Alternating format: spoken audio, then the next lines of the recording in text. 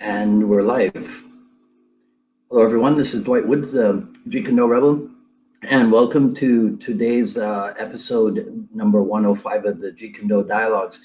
So it's just going to be me. I'm essentially just shooting in the dark here to see whether or not this platform allows me to read if anybody shows up. If nobody shows up, then I'm just going to talk a few seconds about something that came up. And but this is supposed to be open Q&A with me, but it's brand new in the new year, so who knows if people are ready for 6 p.m. on Friday Jeet Kune Do sessions. The reason why it's just me here today, hey Tim Becker, the reason why it's just me is because I had a little bit of trouble getting my colleagues from over the pond in England to come on, but all of that is sorted out. So let's see who's here. Bob Landers. So Bob Landers. Oh, wait. Hey, Bob. Let me try something. I want to see if I can do something here. Let's see. Let's see. Yeah. All right. It worked well, right? So Bob Landers wanted to know if I got my care packet from Steve Carriage, and hang on one sec there. This is part of it, Mr. Landers, right? There's some other stuff that came in, but yes, I did get some stuff from Carriage, and that was very cool. That was very nice of him. All right, Bill Sang is here. The Real Rick Brochure. All right, okay. So yeah, Bob. Okay, so Bob Landers says that he's got queries. So. Go for it, Bob. I'll try to keep an eye on everything that I have on this platform here. This works well when it works well, but if it decides not to, then it's a whole bunch of stuff. So yeah, if anybody else has questions, just go ahead and type them in the comments, and I should be able to see them and be able to pull them up. Richard Torres is here. And I can tell you guys that both Richard and Bob Landers will be reappearing on the Jeet Kune Do Dialogues at some point during 2020. Who else came on? Bo Jackson. Hey, Bo Jackson's up in Tallahassee. Kurt White is here. Glenn Boudry. Nice. All right. So, yes, Bob Landers has like a terrible influence on me. So Bob wants to know if I got the Jun Fan Gung Fu shirt from Roots of Fight. Yeah. So Bob and I talk about, I'm not a big fan of Roots of Fight at all because of some of the stuff that they put out. But yes, I did get the sweatshirt, and because I needed to own one since Bob Landers told me to get one, then I went ahead and got an XXL, which is not my size at all, but I need, they're really cool. I needed to get one. Hey, Ronnie Mapp is here. Randy Ciordia. Okay, so let me tell you guys a little bit. I'll give you some inside baseball on what's going on. Next Friday, which is January 10th, I will be with Larry Lindenman. And then we're hoping to do a Chicago kind of, since Ron Balicki is no longer Chicago based, right? But we're gonna do a Chicago hat trick. So Larry Lindemann will be on the 10th, and then on the 17th will be either Randy Ciordia or Ron Balicki. And then whoever doesn't show up on the 17th will show up on the 24th. And then on the 31st, Steve Mosley will finally be available from United Kingdom, where Steve Carriage, Mark David Collins, and Terry Valor have just checked in. Steve, we were just talking about you and the care package that you sent me. Okay, so I think Richard Torres is messing with me here. Richard Torres typed in a question: if Bruce Lee did it but did not teach it, is it still Jeet Kune Do? Richard, I'd say if Bruce Lee did it, it was Jeet Kune Do. That's pretty much it. You know, different people. They say that different people got different stuff from him over the time. So yeah. Bob Landers wants to know if I ever trained with Ted Wong. Yes, twice. Once here in Miami. There was a guy who brought him. So that was my first time. Was here in Miami with him, and then once over at the Magda Academy, I think it was. Yeah. Wait. I'm okay. So that one I might have incorrect, but definitely at least once in here in Miami, and I was fascinated by his footwork and his striking method. Like when he moved and when he kicked and punched, it was I could see this is actually, Bob. This is something that that Cass Magda and I talked about at one point. You remember that. When Ted Wong started writing the column, I think he called it classical or classic Jeet Kune Do, and Pete Ravolo from Palm Beach is saying he was at that Ted Wong seminar here in Miami. Yeah, but Cass and I were talking about one of the reasons why it is that that Ted Wong may have called it classic or classical. I forget which one it was, Jeet Kune Do. And Cass says it's because Ted Wong, his opinion on Jeet Kune Do and Bruce Lee is that they were works of art, as in classical or classic works of art, right? Okay, so Mr. Burgess, I hope you're safe back from your travels in the Far East. Okay, so if you're extremely knowledgeable but can't apply the knowledge, is it Jeet Kune Do?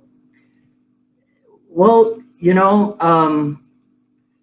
that's a good one. There are coaches who are not necessarily people who can apply, but they can teach others how to apply. And now that the term coach is kind of synonymous or prevalent in the martial art world, I guess that could apply to JKD if you're extremely knowledgeable but can't apply the knowledge. Yeah, I mean there are people who teach in college, for example, in university. So you could get a university professor who may never have actually. So you could get a business professor in university who never owned a business. Probably would help if he had owned a business.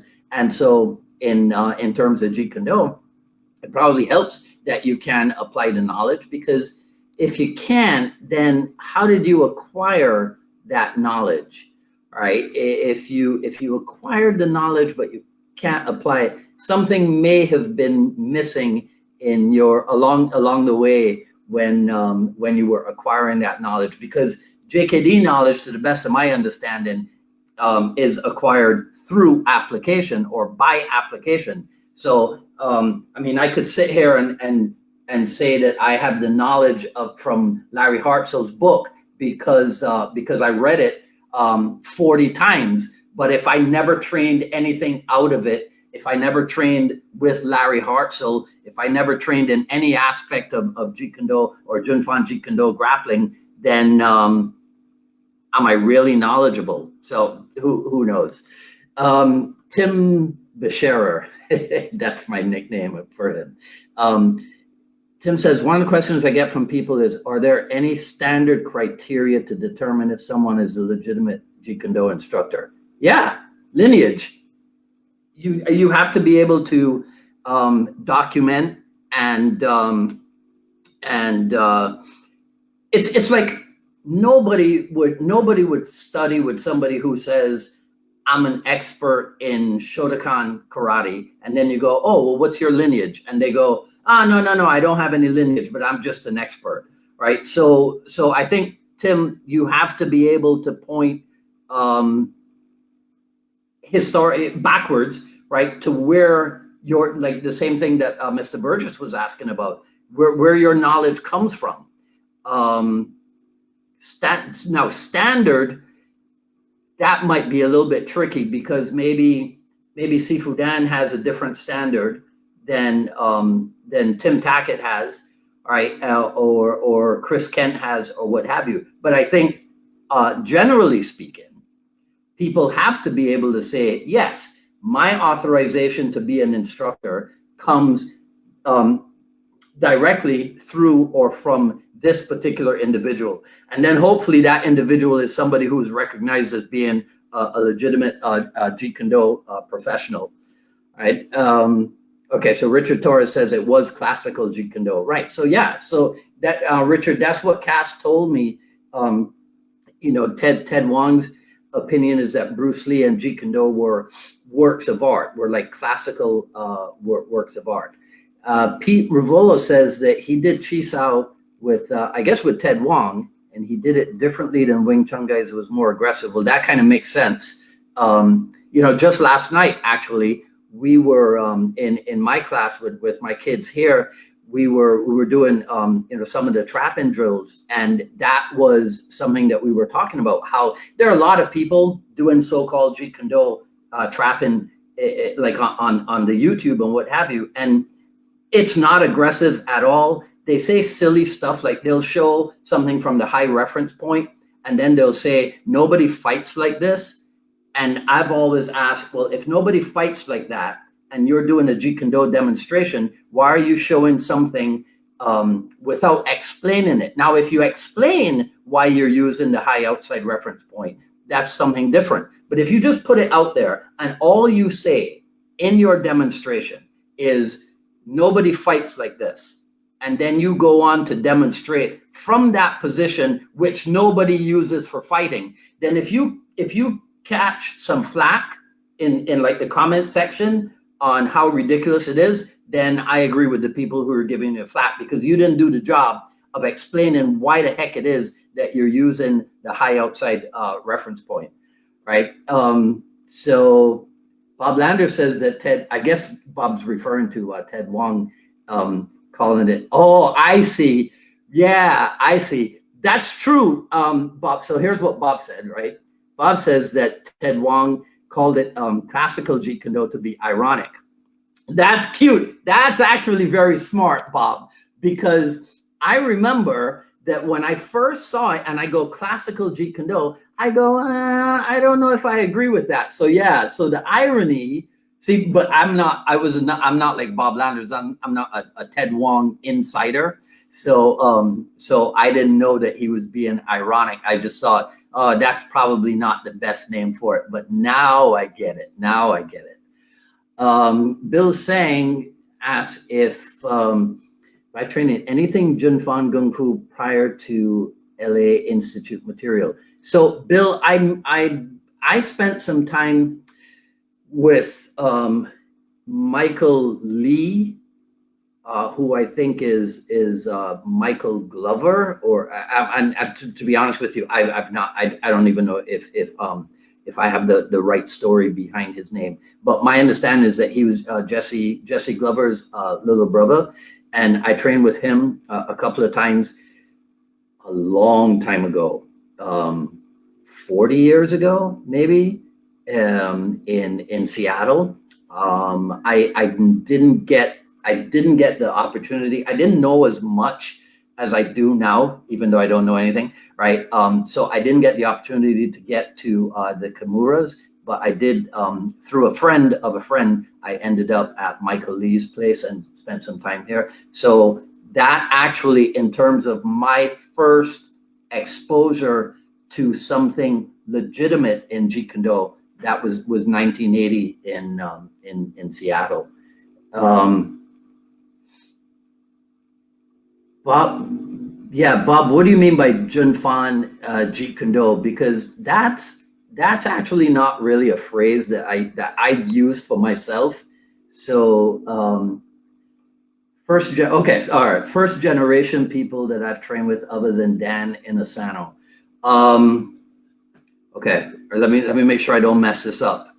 Richard Bustillo, Daniel Lee, Ted Wong, Bob Bremer. That's it. That's what comes to mind immediately. I can't think of anybody else right now. Bob Landers, but I think that's it. Hey, Joe Milton, how you doing? Okay, all right. So Bill Singh confirms that it was Jesse's brother. Hey, Sifu Nick, what's happening? All right. So yeah. Well, thanks for those questions there, guys. You kept me on my toes there for a few minutes. No. So Sifu Randy wants to know if I ever spent time with Jerry Poteet. No, unfortunately, I never got a chance to do anything with him. Larry Hartzell. Geez, thanks, Bo Jackson. How could I? God. I feel like such an idiot. Yeah, I spent I trained with Larry Hartzell. Oh gosh, a number of times. One fateful time, one very memorable time was when Rick Fay was touring with Sifu Hartzell, and we were at Neil Colliff's place in New York. This was before Neil moved down to Coral Springs. And I guess we must have been doing like a private session or something, but I just remember so this is back in the days before I was big and old and fat like I am now. And I was like maybe 128 pounds, 130 pounds. And so there's little skinny me working out with Larry Hartzell and Rick Fay, right? Two big guys, so yeah, that was fun. So Bill Singh says, do you actually personally prefer the original JKD as you experience over the JKD concepts, or as you experience? Okay. So this whole original Jeet Kune Do and Jeet Kune Do concepts thing, which has been going on now for decades. I don't have a preference. I will tell you this, right? I will never give up training in Filipino martial arts, right? So if that falls under the umbrella of Jeet Kune Do concepts, then yeah. So then I guess that makes me a Jeet Kune Do concepts guy. However, 99.9% of what we do in Filipino Kali, the way I do it, is designed to supplement the approach that we use in, let's call it Junfan Jeet Kune Do or Jeet Kune Do or original Jeet Kune Do or whatever it is that you're talking about. One of the problems that occurs is that under the JKD concepts umbrella, when people are seeing all this stuff, right? They're seeing Kali, they're seeing Silat, they're seeing Muay Thai, they're seeing this, they're seeing that, they're seeing the other. And they don't seem to understand that all of that stuff, right, is there just so, is there, if you understand what you're doing, it's there to feed, so to speak, your Jeet Kune Do. It's not supposed, this is why, okay, so for example, right, just so people understand what I'm saying, I will actually separate and talk about Jeet Kune Do, Kali, Muay Thai, Silat, whatever. The kids who train with me, they know that I do that just out of convenience. To me, there's only one thing that I do, and that one thing is Jeet Kune Do. That's it. That's what I do. Now, and I've said this before on there's probably one of the episodes of the I Love Jeet Kune Do broadcast. There are two things that I say. So there's the whole thing about the Jeet Kune Do's associated disciplines, right? So that's a phrase that I borrow from Salem Asli, and so those things for me are there to feed Jeet Kune Do. So to me, Jeet Kune Do is a manifestation of all of that training. You see, Jeet Kune Do is not a separate art for me from those, even though I know, yes, there are separate arts, but all those things go into making up what is Jeet Kune Do for me. And I don't mean that I have made a different Jeet Kune Do because that's ridiculous. But when I train single stick, I train single stick because I'm using it to supplement the Jeet Kune Do skill, the Jeet Kune Do requirements. Okay, I don't know if that makes sense, but that's where that's what I'll say. Okay, so yeah, so do I have? I don't have. I think Bill's saying if I have any preference, my preference is to refer to the art as Jeet Kune Do. Not so much Jun Fan Jeet Kune Do because I think that's like a legal term or something. And then to drop the whole original thing or concepts thing, right? Bob Landers wants to know if I ever trained with Joe Louis. Why do I have the feeling that I did? Right? I have the feeling that I did, but Bob, in all honesty, that might just be because I spent a lot of time with John Graydon and Jim Graydon and even their little brother. Oh shoot, I can't remember his name. But I spent a lot of time with the Graydon brothers, so that might be why I think that I trained with Joe Louis. But I may have, but I don't remember. I know I definitely never trained with Chuck Norris, right? I can tell you that. Oh, this is a good one. So Richard Burgess, it is extremely hard to do, but if you had to name only one thing that you love about Jeet Kune Do, what would it be? I would say, right? I would say that the philosophical idea behind interception, not just as a fighting method, but as a way of living your life, a way of cutting through all of the unnecessary, learning how to cut through all of the unnecessary stuff that we get caught up with in life. And so you know what, I think then, okay, so I think a better answer might be the one thing that I love is that Jeet Kune Do is, and that's probably why I flex this all the time. So Mr. Burgess, I think probably the one thing that I love is that Jeet Kune Do is both art and philosophy.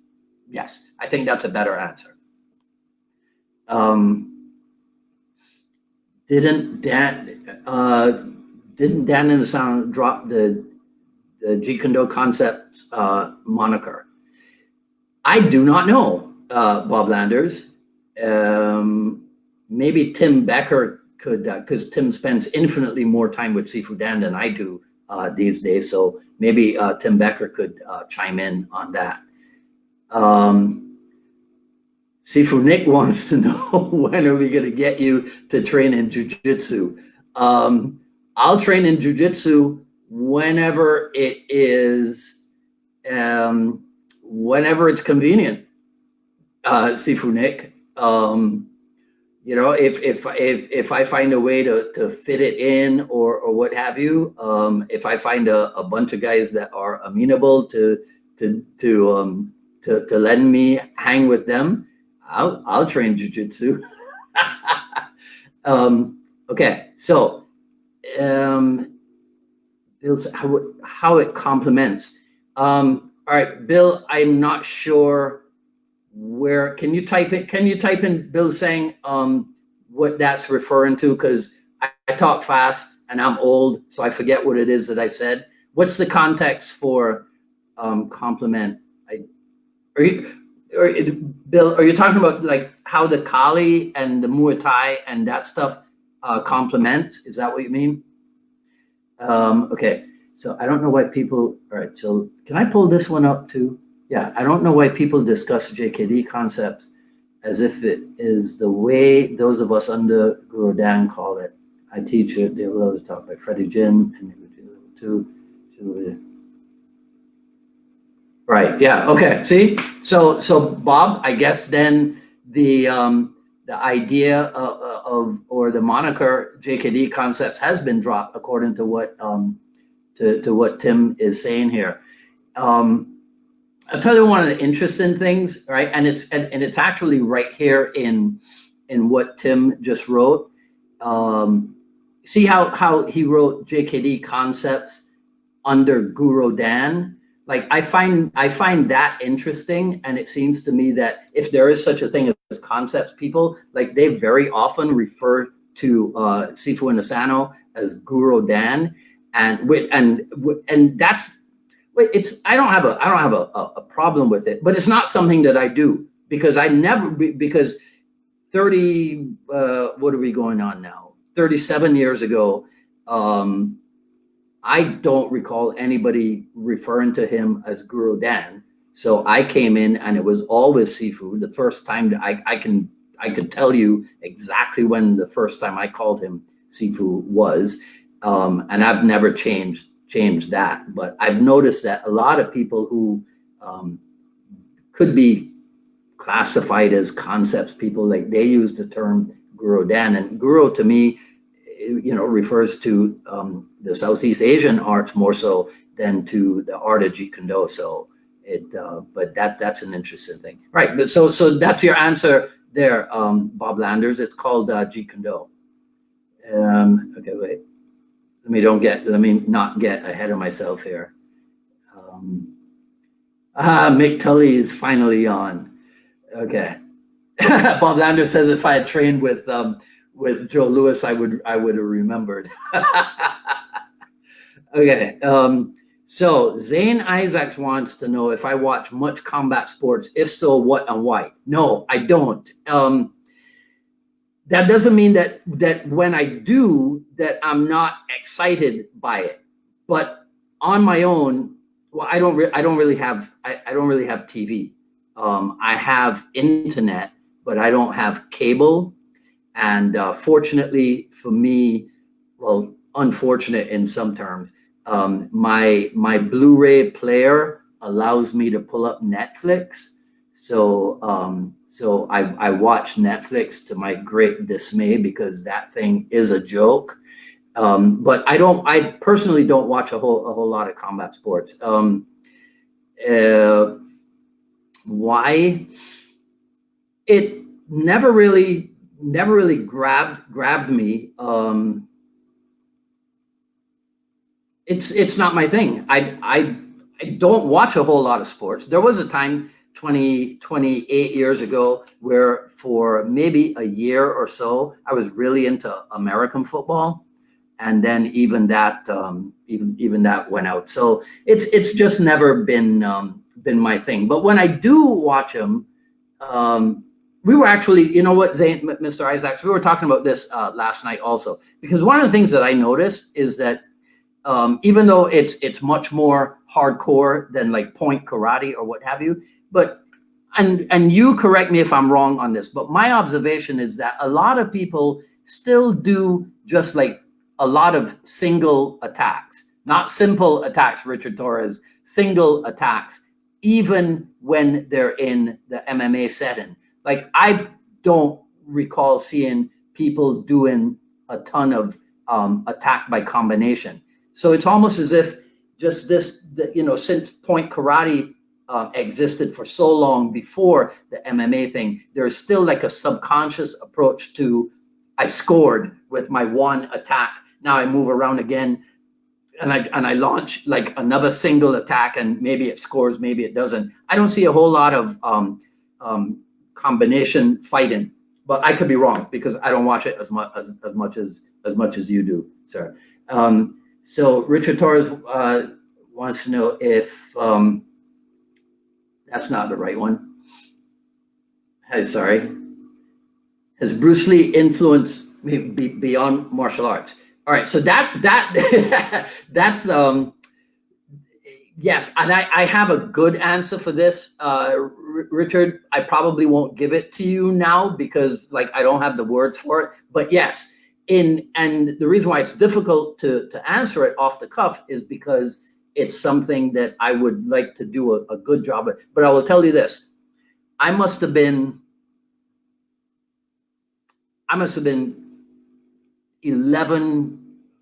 10, 11, 12, 13 years old or whatever. And Black Belt Magazine had put out something, and there was a list of so this is before, the internet and what have you. and there was a list of Bruce Lee sayings or Bruce Lee quotes or whatever. And the one that I came away from that with is the one where he said, "Real living is living for others." For some reason, that one has stayed with me throughout the years. So, yeah, Bruce Lee is a tremendous influence. It kind of touches on what we just talked about, like the genius behind the idea of interception, the whole methods of defense or methods of counter offense, right? The analysis is probably, as a matter of fact, okay, I'll share something with you, right? So I'm one of those who lives with a condition, and apparently, right, based on what on unofficial diagnosis from my unofficial therapist, Jeet Kune Do has actually is like the perfect vehicle for people who have a condition such as mine. Right? So I blame Bruce Lee for that. Okay, all right, let's move on. That's a good one. Why does Dan prefer third world tribal arts personally?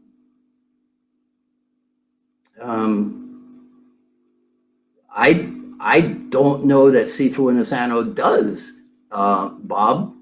So, I mean, unless you've been in conversation with him and he has said to you, or you've heard him saying that he personally prefers third world tribal arts, I couldn't really answer that for you.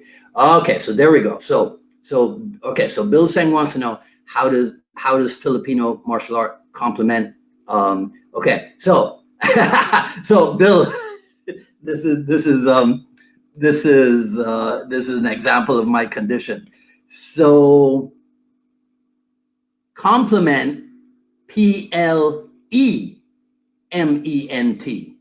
as opposed to complement, PLIMENT, because for me,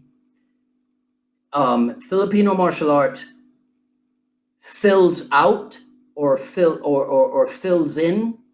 Not that there were blanks in Jeet Kune Do, but so for example, here's one way. When you get really fast with the stick, let's say single stick, right? Or if you get really fast with double stick, your hand speed increases. So it's not just your stick, it's not the weapon speed. But that's if you are training it in order to benefit or achieve increased hand speed. So there are people who do the sticks and they don't use that as a training method. So I've always said that the what does Bob call them? The third world tribal arts, right? The third world tribal arts are Jeet Kune Do training methods. So Muay Thai is a Jeet Kune Do training method. Penjak Silat is a Jeet Kune Do training method. Filipino Kali is a Jeet Kune Do training method, because I'm using them for one sole purpose, which is the advancement of my skill and knowledge and ability in Jeet Kune Do. So Jeet Kune Do is the big thing. Jeet Kune Do is the big deal. All these other things are the smaller deals. But that's an example, Bill. Double stick in Filipino Kali is there to help me to increase hand speed, which is something that I need. Plus, since for me, Jeet Kune Do is about being well-rounded. So this is again, because of my condition, this is my breakdown. There are two areas of training in martial art: empty hands and weaponry. If you're going to be skilled, if you're going to be well-rounded, you must train in both. Otherwise, you're not a complete martial artist. If you train only in empty hands, if you train only in weaponry, you're not a complete martial artist. So you are therefore not fulfilling the Jeet Kune Do ideal of yin yang. So I train empty hands and weaponry. Now, within empty hands, there's striking and there's grappling. right? And you can go on and break them down into subsets or whatever. Within weaponry, there's edged weapons, and then there's non-edged or blunt weapons, and you have to train with both of them. And so for me, Jeet Kune Do is about being well-rounded. So that's why I train in weapons art, and I train in what could be classified as empty hands, right? So, okay, so that was that. What else is there? Sifu Nick says, aside from, okay, wait, let me put this up here. Aside from Inosanto, Hartzell, and Taki Kimura, who in current times do you think has contributed to JKD the most or most positively? Oh, well, okay, so we got the first generation people, then we got the second generation people. So here's what I was not expecting anybody to really show up. So so let me see if I can so this is something that I did, and I was just gonna talk about this for like 2 minutes, and then I was gonna get off the stream. So oh shoot, I can't even see it here, and I don't know how to zoom in on this. So let me see if I can pull it up. If I can pull it up on my other thing. So what I did was I looked for on Amazon to see if the Jeet Kune Do books from the 1980s, so like Sifu Inosanto's books and all that other stuff, are still available. So yeah, okay, so there we go. So it says, that little picture there says that it's available for $46, right? Yeah, so I just thought that because, okay, I'm rambling here. Let me try to get this under control. The postcard, the preview postcard that I used for today's dialogue had pictures of Sifu Dan and me in 3 settings, like in the middle of conversations. And so I used those pictures because it was just something that came into my mind. So I used those pictures for today's. And some people apparently thought that I had finally succeeded in getting him to come on the dialogues. So that's what had me thinking about Sifu Dan and you know, his history and what have you. So I was gonna show people that that his books are still available. So the cheapest used from Amazon is $46. There's a collectible for 400 and collectibles for 175, but I don't think you need to worry about that. So anyhow, so that I was just gonna show everybody that those things were still available. So and the reason why I'm saying this, Sifu Nick, is because there are second generation people who have contributed a lot and very positively. So now I'll mess up the names again, but off the top of my head, Chris Kent, Cass Magda, Burt Richardson, the inimitable Paul Vunak, and now I'm stuck, right? But yeah, and then there are some third generation people who have done some great stuff too. And then of course there are second generation people that I am not as familiar with. So for example, Joaquin Marcelo, who I got called away from it, but I was in the middle of sending him a message earlier today because I'm dying to get him to come on the program. So yeah, so there's a bunch of people. I mean, and it goes back to what I was doing with this stuff. So here is Larry Hartzell's book, and it is still available. Let me see. Right, and this one is substantially cheaper. It's available for as little as like $4 to a collectible for $100, right? So that one's still around. This is the first edition, Chris Kent and Tim Tackett's Jeet Kune Do kickboxing book. Again, available for $5 or $70, right? So you can take a look at that. This is another one of my favorites here. Absorb what is useful, and I like this technology, but I really need to find a way to do it better. Absorb what is useful. Shoot, I can't find the prices for that. Oh, okay, there we go. All right, so for some reason this one is not cheap. It's $117 or almost $600. Somebody has it in new condition, right? Okay, but now, so this one I don't have in the staging to show you guys, but I will tell you this.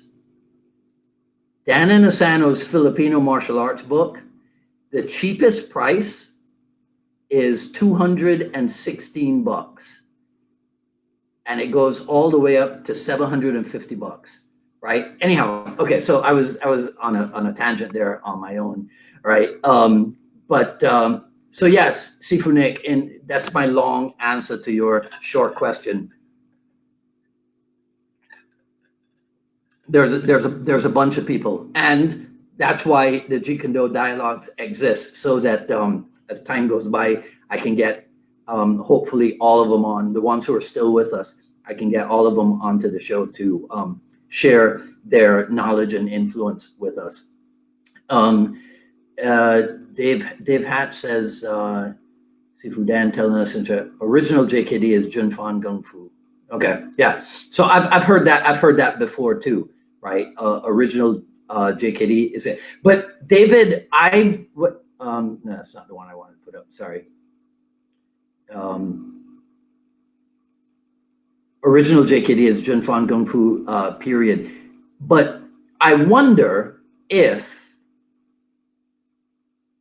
okay, let's talk separation, right? A little bit, which is stupid, but just to make my point. I wonder if the people who consider what they do to be original Jeet Kune Do place emphasis as much or similar amount of emphasis on the same things that people who consider it Junfan Gung Fu do. So in other words, let's say in Junfan Gung Fu, people train kickboxing, right? Junfan kickboxing. And let's say they train it from a left lead, even though they are right-handers. But in original Jeet Kune Do, they stick to the right lead. That's an example of what I mean about so people who just classify, oh, well, original Jeet Kune Do is Junfan Jeet Kune Do. So here's another thing, right? Is there a difference in emphasis between original JKDers and Junfan Gung Fuers in the dominance of lead weapon, the lead hand, the lead foot? You see, so in other words, maybe on one side, like cross, hook, cross is a standard follow-up. So let me give you an example. So let's say you enter with a kick, right? And then your follow-up is cross, hook, cross. So it's lead kick and then cross, hook, cross. The people in original JKD might go, well, that's not enough of an emphasis on, I'm making all this up, right? That's not enough of an emphasis on lead. So their 4 count might be lead kick and then 1 lead punch, a 2nd lead punch, maybe even a 3rd lead punch, or you get what I'm saying? Is there a difference?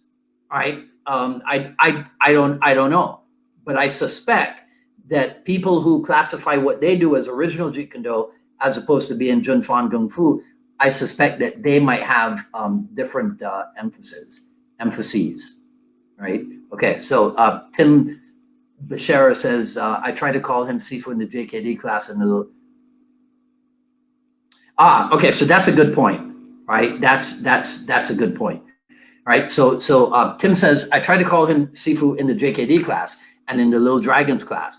Guro, I believe, is just more habitual as more people are exposed to him as a teacher in the FMA and CLAT classes. Yeah. You know what, Tim? I think that's a generational thing. You see, because when I came across him as, not that he wasn't teaching FMA and CLAT, because he was, but I knew that he was the Jeet Kune Do guy. You see? So, I mean, and so we spent a lot of time training in, again, for separation, let's call it in the JKD or in the Junfan, right? And that's where the term Sifu came into use. We never quite, so, but yeah, I would say that later on, you know, maybe in the 90s and the 2000s and the 10s and what have you, yeah, that people probably saw him more or were more exposed to him. I would agree with you. They were more exposed to him as a teacher in the third world tribal arts. Okay. Randy Ciordia says, I aggress Guru Sifu for J. Right. Yeah. See. Okay. So all right. See. So Randy has Randy has more brain power than I do. Right. So Randy says, I address my instructors as Guro within FMA, Guru with CLAT, and Sifu for JKD. Right. See, I would never remember to do that. Right. It's kind of like Sifu Dan tells a story about Bruce Lee saying, you know, Dan, you and I are friends, so you can call me Bruce outside of class or whatever. And Sifu says, nah, I probably forget and do it at the wrong time. I'm paraphrasing. I'd probably forget and do it at the wrong time, so I think I'll just call you Sifu all the time, right? So that's my approach. I just call him Sifu Inosanto all the time, regardless of what the setting or the context is. But I don't have as much brain power as Randy Ciordia does, right? Okay, so Richard Torres says, I remember what we're talking about. Richard Torres says, too much single attack. So that's when we were talking about the combat sports thing, right? But Mr. Burgess says there's a lot of ABC, but not as much in. Yeah. Okay, that's probably okay. He's probably on his phone. So you guys may have seen that. Wait, let me take this one out. Right. So here is one of my main streams. Right. So Miguel came on, and Mr. Burgess is probably on his phone, and so this AMMY is probably his phone self-correcting MMA or something, right? Anyhow, I talk about Miguel because Miguel is always on my case. Him and Glenn are always on my case that I have to do more online stuff, especially on Instagram and what have you. So we had a big discussion about the fact that I hate my phone, right? It's a necessary tool, but I am not one of those people who lives on his phone. My phone for me is to make phone calls and then to do that stupid thing called texting. But as far as getting email on the phone, being on Instagram and Facebook and social media on the phone and whatever, no, I am not down with that. Sorry, it's not me. Okay, so all right, stuff is getting away from me here.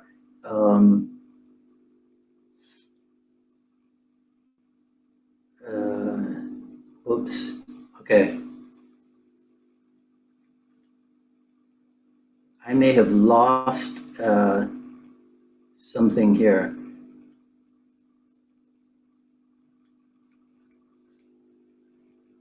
Because I think Sifu Randy had asked me a question or something, but I don't seem to be able to find it.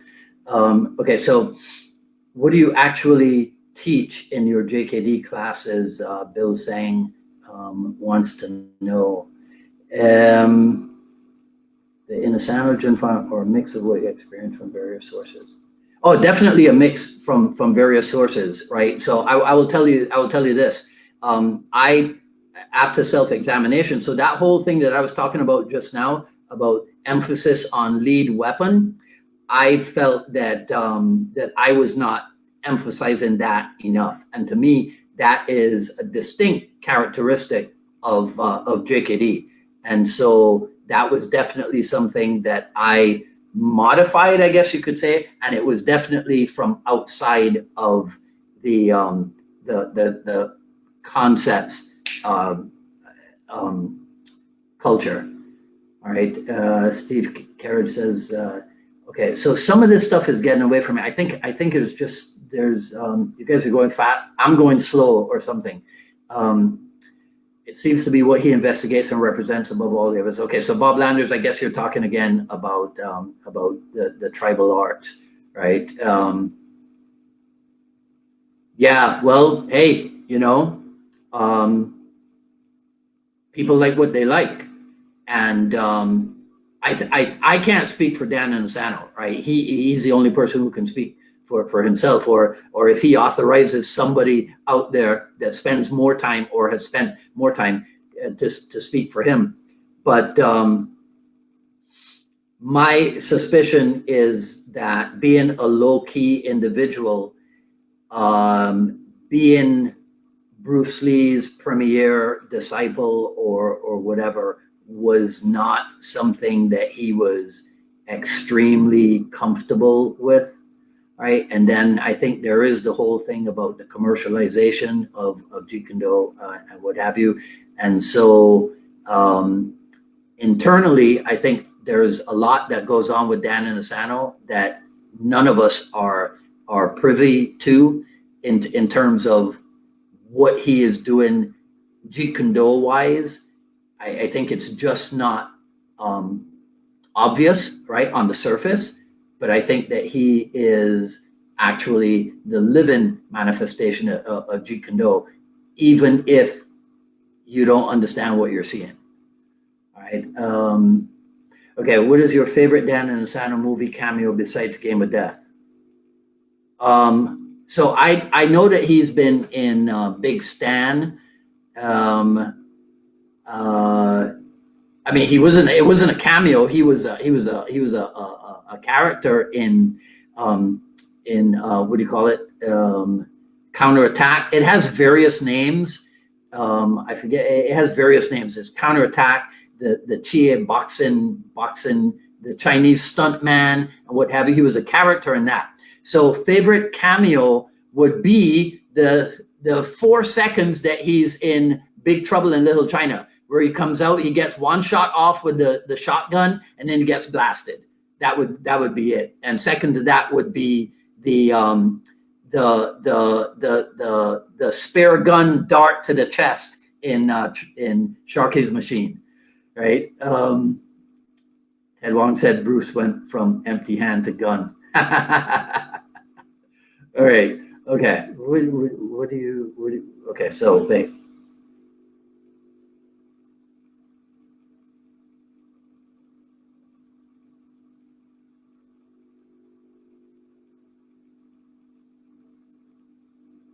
Oh, okay. I see what you're saying. All right. So I don't know if this one pulls up, but I guess so okay. So here's the thing. Bill's saying the double stick is supplement to speed training. It's another method of speed training. So for example, for cardiovascular training, I do sprints. I do a thing that everybody knows about called burpees, and I do a thing that not as many people know about called the sit-through knee. So those are 3 methods, all designed to increase cardiovascular endurance. So double stick, whipping the double stick as a method of cultivating hand speed is one of the methods. But yeah, going directly to working on punching quickly, of course you do that as well, right? But it's just like Sifu Inosanto has an analogy for that. There are things that you do look, we all jump rope in boxing and kickboxing, right, as a conditioning method, but we don't use jump rope in application. So it's a training method. So double stick for hand speed becomes simply a training method. So I think that's what you're asking me, right? But why would anyone train an art that cultivated hand speed as a side effect instead of looking in? Oh yeah, no. It's not. That's not the only thing done for hand speed. Bill's saying, right? So Bob Landers asked, why are Inosanto's book no longer in print? I'm sure there's demand. That is probably. I've tried to get Sean Foon to weigh in on that, but I think that it's both. It might have more to do with Sifu Dan, but again, I don't know. I can't speak for him. It might have more to do with him and his approach, and then the fact that now, I mean, they have resurfaced, but I don't know if they are back into the book publishing thing, right?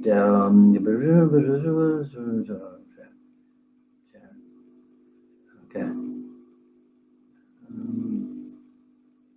Okay. All right. So, okay. So there's no. How much for the FMA book signed by Guro Inosanto? Pete, that you probably get $1,000 for that. Okay. All right. So I think I don't see any more questions here. Sifu Randy, I saw something from you, but then I don't know what happened to it. I guess I was just too slow on the uptake. But I think you were asking me something about Shaw Brothers movies. I think I'm caught up with the thread. So if you type that in again, I can.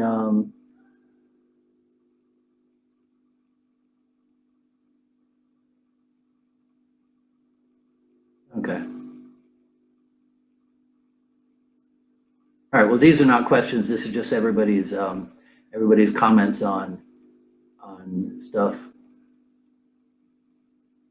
Okay.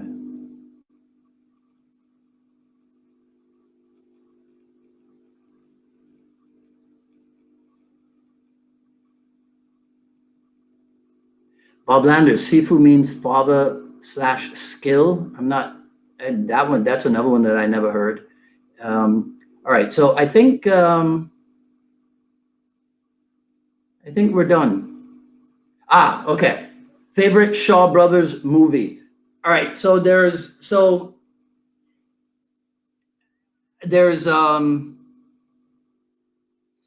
about 3 of them, but essentially it's anything that starred whatever combination of Chen Quan-tai, Alexander Fusheng, and Chi Quan-chun. So I think there's, let's see, Challenge of the Masters was one, 5 Shaolin Masters was another. There's something, it's Shaolin Disciples, something. I can't, I don't remember. But yeah, but essentially it's anything, it's anything with those guys in it. So like 5 Shaolin Masters is a classic for me. Now, non-Shaw Brothers, right? Glenn's not on here, but Glenn or Miguel could tell you. Non-Shaw Brothers, when it comes to my top Chinese Kung Fu movie, is Snake and Crane Arts of Shaolin with Jackie Chan. That's like the best Kung Fu movie of all times. And I am right. Everybody else is wrong. All right. Okay. So you will less likely inherit from someone to begin. Okay. Do you feel? Okay. So Nick Cavallino wants to know if. Wait. Let me see if I can pull this up, Nick. Oh, wait. Yeah, this thing is just moving too fast for me. Thanks, guys, for putting up with me and for showing up. So Nick says, do you feel that many instructors are not training the fitness aspect and not just technique training? It's an age thing, Nick. Right? But using Sifu Inosanto as an example, he has always talked about keeping your personal training level up, right? And so as you get older, and I remember when I was first with him, and he would mention stuff about how every 5 or 10 years your training has to change. I was like, what is he talking about, right? Because I didn't think that would ever apply to me. And as in a lot of cases, he was right. So yeah, there are a lot of people, and you will find that Nick says that he feels a lot of people are relying on. Oh, I see what you mean, Bob Landers. Okay, skill father. There we go. Okay, Nick says he feels that enough. Wait, let me get this out of there. That too many instructors are relying on their technical training, not enough on the total package. Yeah, well, Nick, you're a supremely fit guy. I see you all the time, right? Come talk to me in 25 years, right? If I'm still alive, right? And you and I will have a different discussion. But you're right. Everybody should be as fit as they can be, unless there's like some physical reason why you can't be. Everybody should be as fit as it's like I used to tell people when I ran my big school, as I call it, and we did the fitness kickboxing stuff. I used to tell people, look, you can be whatever size it is you want to be. This whole obsession with being skinny or whatever, forget that, because some people just cannot be skinny. But what you have to be is strong enough to carry your body. So your quads got to be able to support your weight when you do squats. Your arms got to be, and chest and shoulders and back have to be able to support your body when you crank out push-ups. Your stomach has to be able to handle the stress for ab work, and you got to be able to run from point A to point B a little bit, and be whatever size it is that you want to be. But everybody has to maintain some level of fitness, for sure. All right, okay, so Mr. Vega, what do you consider being the core structure in Jeet Kune Do?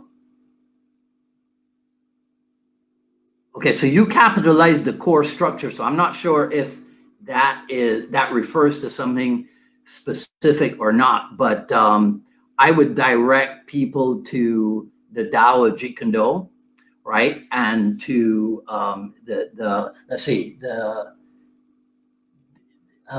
trying to remember the specific section. Richard Torres would do a better job of answering this than I would.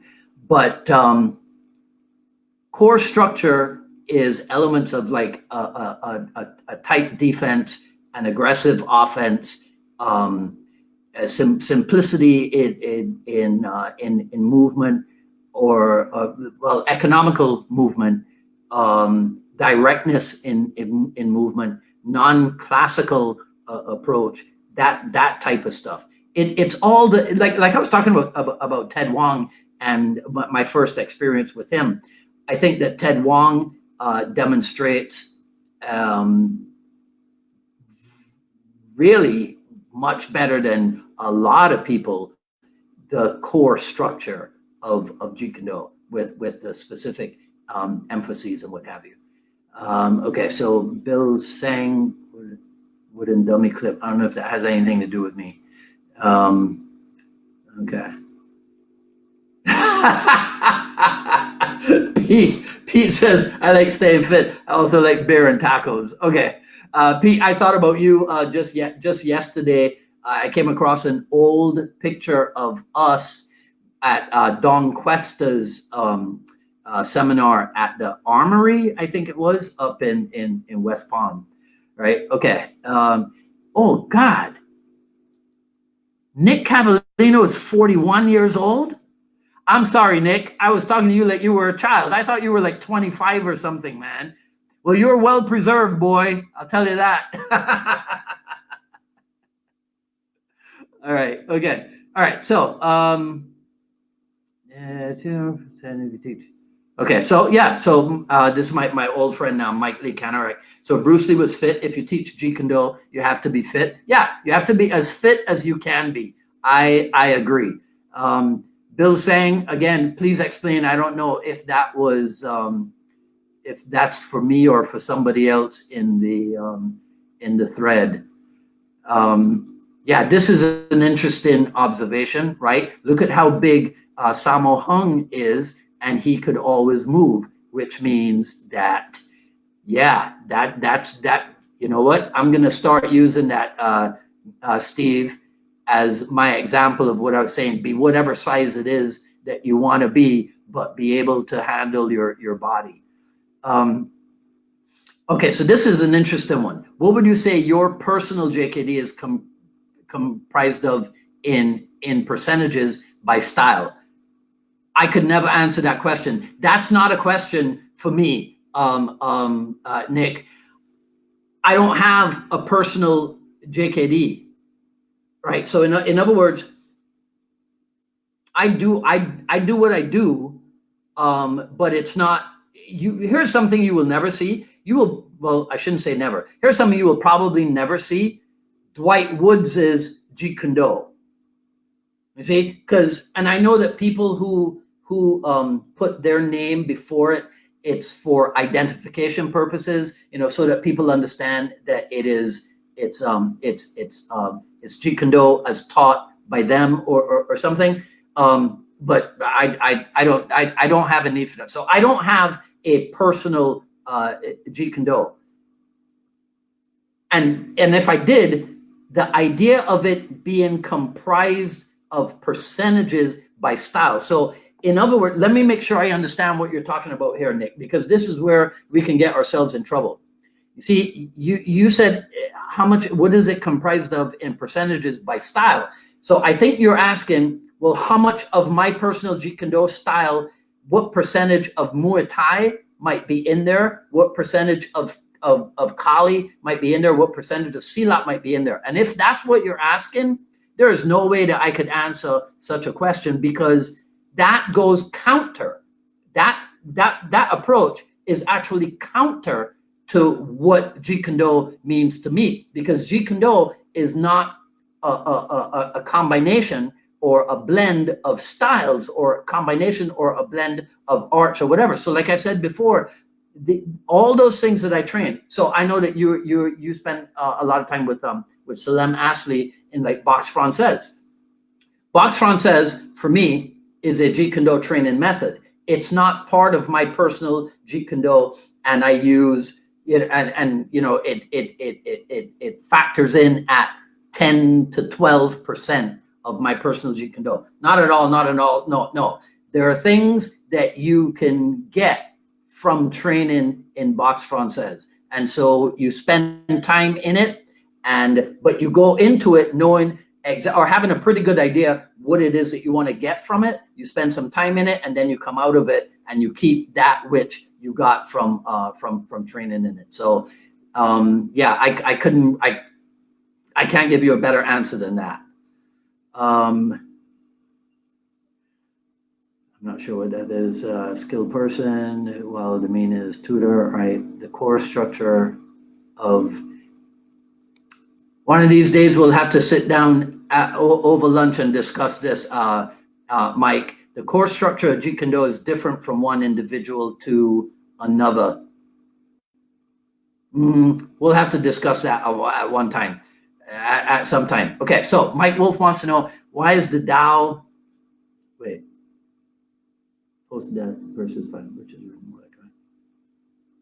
Why is the Tao 2 book, when it's a compilation of notes post-death, versus the Fighting Methods book, which is written more like a manual? All right, Mike, I'm not sure. Again, this is probably another kid who's on his phone, and you know, so you got those little letters to what have you. But again, When it's all the historical data and what have you, I defer to Richard Torres, right? But I think that, and I'm not sure exactly what your question is,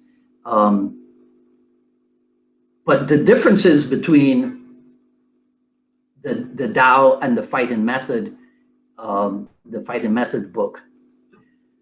You'd have to know a little bit about the history of the two books, right? Like why they were even put out. What was Bruce Lee's thinking when they started taking the pictures for the Fight and Method book? How far were they going to go with it? Is it even a completed project, right? Then Bruce Lee didn't have anything at all to do with the publication of the Tao, which is why so that if there's a pet peeve I have, it is that where stupid people call Bruce Lee a plagiarist, right? Because the sources for the Tao happen to come from somewhere else. I'm like, yeah, he didn't have anything to do with publishing it.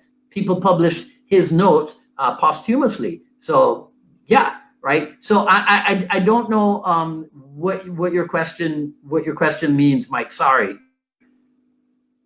but I'm trying to make sense of it as you wrote it.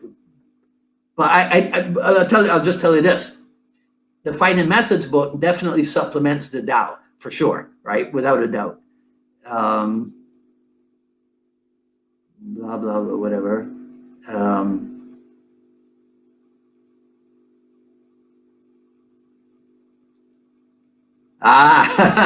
Bob Landers, you know what? It's another oxymoron. JKD Rebel, right? JKD Rebel is like saying Duran Duran as his personal Jeet Kune Do, right? Yeah. Okay. So Mr. Torres says it should always be Bruce Lee's Jeet Kune Do. Anything else is someone else's invention. All right, I get that. Okay, so now, and the percentage of each art changes as time goes by. Its concept depends on who uses it. It's kind of subjective, and the percentage of each art changes as time goes by. I'm not sure what that. Okay, so all right, Bill Sang, right?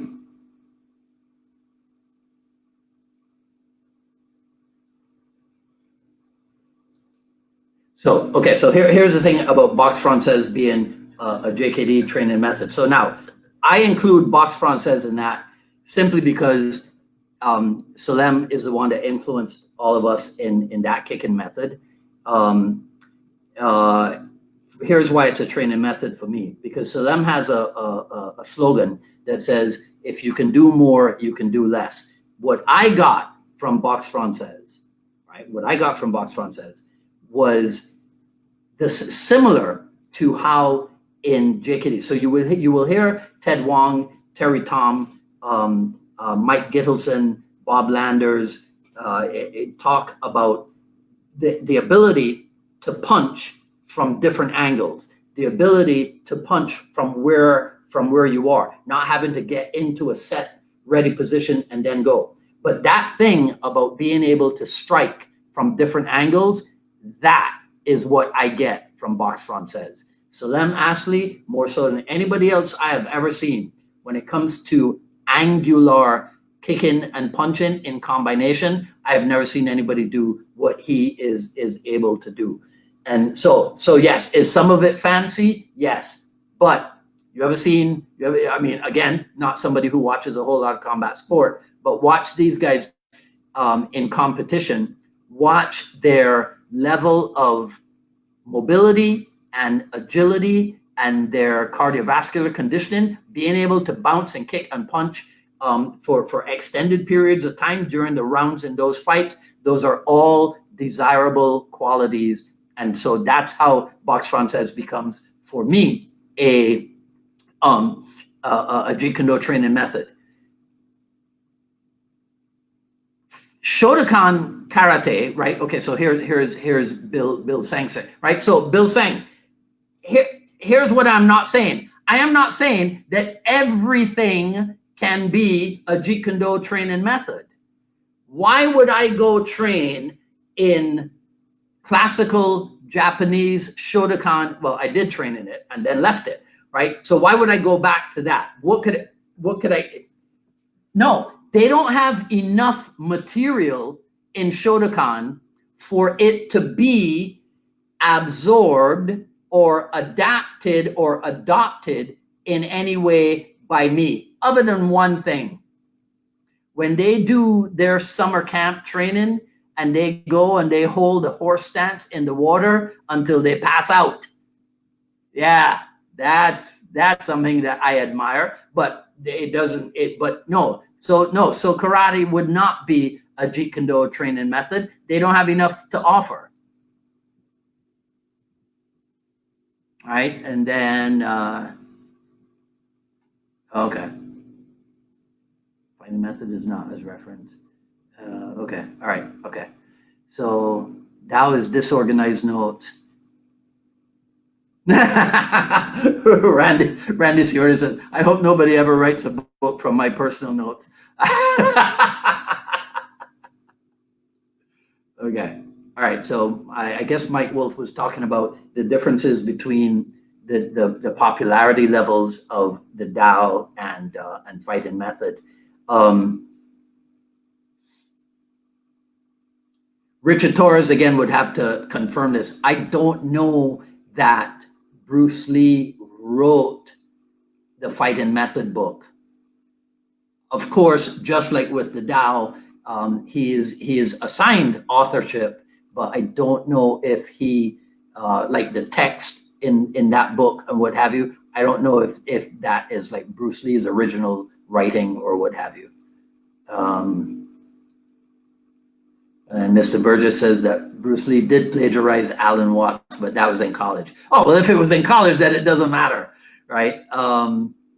Okay, so Bill's saying, I must have known that you were going down the Shotokan method. Okay, so Mr. Michael Tutterman wants to know, there are many books on Bruce's philosophy on JKD. Which one do you feel is the most valuable in philosophical terms? So I have a hard time answering questions that use the superlative case, simply because best to me, most to me is always subjective. So I have a lot of fun reading the Tao and reading Striking Thoughts and reading commentaries on the Martial Way, the philosophy sections in those. So those are my three, I guess you could say those are my three favorites. But I couldn't tell anybody which is the most valuable. That's something that is subject to the particular individual's preferences and likes and dislikes. Bob Lander says the best book on JKD is the Tommy Gong book. Hey, Bob, what's the title of the Tommy Gong book? Okay, Nick says, if you had to try to explain JKD to a person who has no idea, how would you explain it? I would tell you I'll tell you something, Nick, that I definitely would not do, right? I would not do what we used to do in the old days, which was to say, it's easier for me to explain to you what Jeet Kune Do is not than what it is. That does not move things forward. So if I had to try to explain JKD to a person who has no idea, so the first thing I would try to do is ask questions to get an idea of what their ideas might be. How it depends on how did we end up in this discussion about what Jeet Kune Do is, right? Where are they coming from? What's their level of knowledge?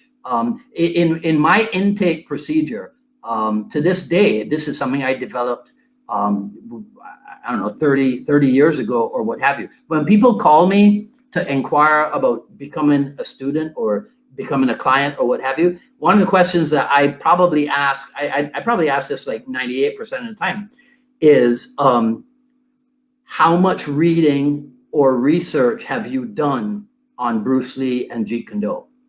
You see, because when I know that, then I can, to a certain degree, tailor make my answer. So there are different things that I say. Like I said earlier in this dialogue, that that Jeet Kune Do, again, for me, is about being well-rounded, and well-rounded as a human being and well-rounded as a martial artist. So a lot of things, Nick, go into it. How much time do I have to talk with this person? How much time does the person have for me to talk to them? What's the context? You know, like, are they really, really deeply interested? Are they interested in becoming a client or a student of mine or what have you? So it varies. But I think essentially it would boil down to my explaining to them that there's the physical aspect of Jeet Kune Do and there is the philosophical aspect, right? Okay, all right, so Bob Landers, Bob Landers is the best.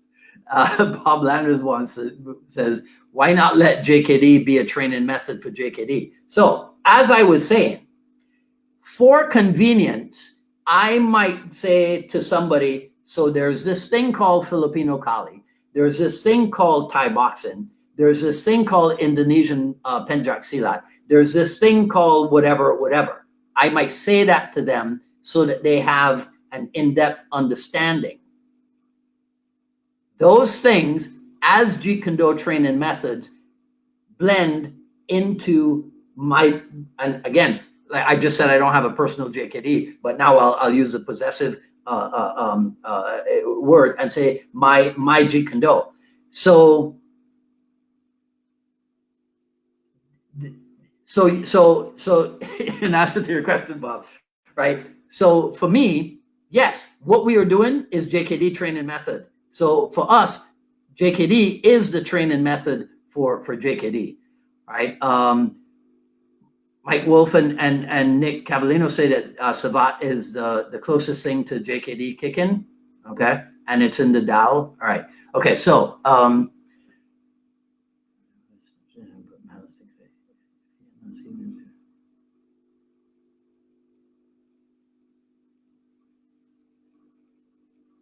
okay. All right, okay. So, right, so Richard confirms that Mito Uehara wrote the fighting book, which I was fairly sure was, all right, now, okay.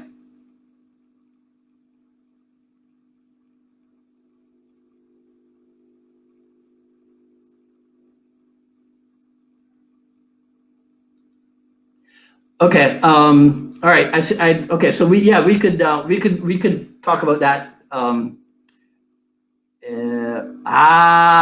Yes. Okay, all right. I know the Tommy Gong book. Okay, I have that. That's in storage somewhere. I'm gonna crack it open and get to it, Bob Landers. By the time you come back on the dialogues. Okay, so how much research you have made on JKD will dictate my answer. Oh, okay, so that wasn't a question. All right, thanks, Mike. All right. Richard Burgess says the Tao is his go-to book. It's a roadmap. Yeah. Okay. The Tao is the main book. Bruce Lee had a clear vision. Okay, so you see what Peter is saying here. Like, I think that this is part of the answer to the core structure question, right? Bruce Lee had a clear vision on what he wanted JKD to be: mobility, fluidity, directness, that type of thing.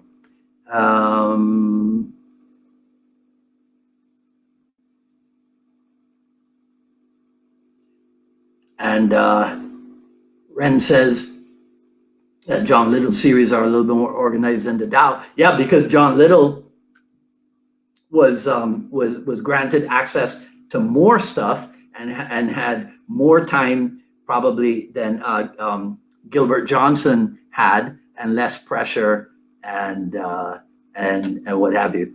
Okay, all right. So I think we've been on here now for I can't believe it, for like an hour and a half almost, guys. So thanks very much to to everybody for showing up and participating. I think we're getting the Jeet Kune Do dialogues off to a good start in 2020, the year of clarity. So I told you what we're doing over the next 3 weeks, right? So next Friday, 6 p.m., instead of having to listen to me prattle on, you guys will hear me in dialogue with Larry Lindenman out of Chicago, and then then we're doing 2 more Chicago people on the 17th and the 24th. I don't know the order yet, but it'll be Randy Ciordia, who showed up here today, thanks to him, and also with Ron Balicki, right? So Ron and Randy were just here in Miami Beach a few weeks ago, and we had a great time. I didn't get to hang out with them as much as I should have, but the next time Ron's here, we will hang out more for sure, right? Okay, all right. So let me just do 2 more or something. Joe Melton, would you consider? Okay, wait, don't let me lose that one. Joe, would you consider any part of Wing Chun to be the core of the structure? Yeah, the simultaneous offense and defense, the tightness in defense, the preservation of center line, that type of stuff. The did I mention directness in application? All of that would be like elements of Wing Chun that would be part of the core structure of Jeet Kune Do, Joe. Right, Richard.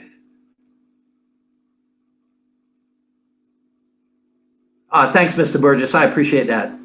Thanks, Peter. All right. Okay. All right. Cool, guys.